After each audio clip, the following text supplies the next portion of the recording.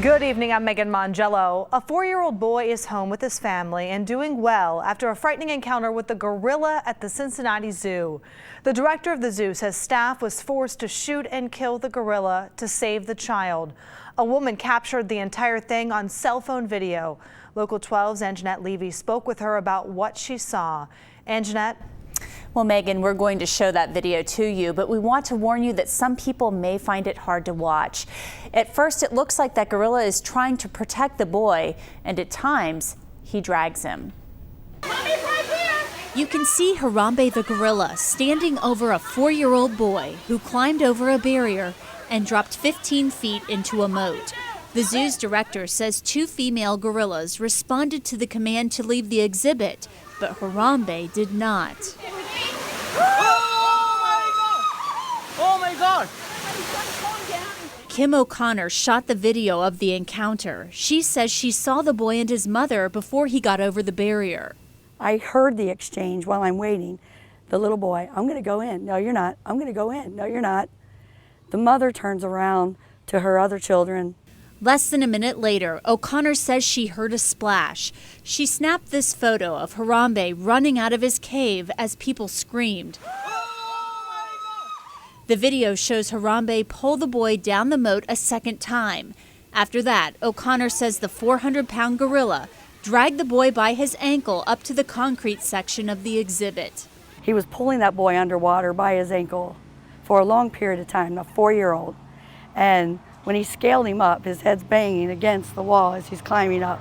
And so that's the part that people didn't see. They didn't need to see that. Tonight, the boy's family issued this statement. We are so thankful to the Lord that our child is safe. He is home and doing just fine. We extend our heartfelt thanks for the quick action by the Cincinnati Zoo staff.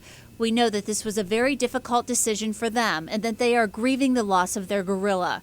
We hope that you will respect our privacy at this time. Tonight, Kim O'Connor is urging people not to judge so harshly. The people who have an opinion as to what should have happened to that gorilla, they really don't know. They didn't see it. They don't know how close to the end of their life that child was. And I know it was a hard decision. Zoo Director Thayne Maynard says everyone at the zoo is absolutely devastated by what happened. He says tranquilizing Harambe could have agitated him even more, and that could have made the situation worse. Meanwhile, there have been a lot of questions about the child's parents and whether or not they'll have any consequences. Police say there are no plans to charge them because this was an accident. Megan? Angenette, thank you. And at the zoo today, people did lay flowers at the feet of a gorilla statue. Gorilla World remains closed. A small group gathered holding signs marked Justice for Harambe. They're upset about how the entire situation was handled.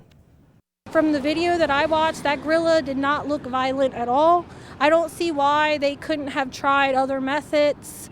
You know, I'm disgusted at the mother. Why wasn't she watching her child? It takes longer than a few seconds to climb in or climb under a barrier. An animal rights activist is planning a vigil outside the zoo tomorrow at noon. It'll be held at Irvine and Erkenbrecher.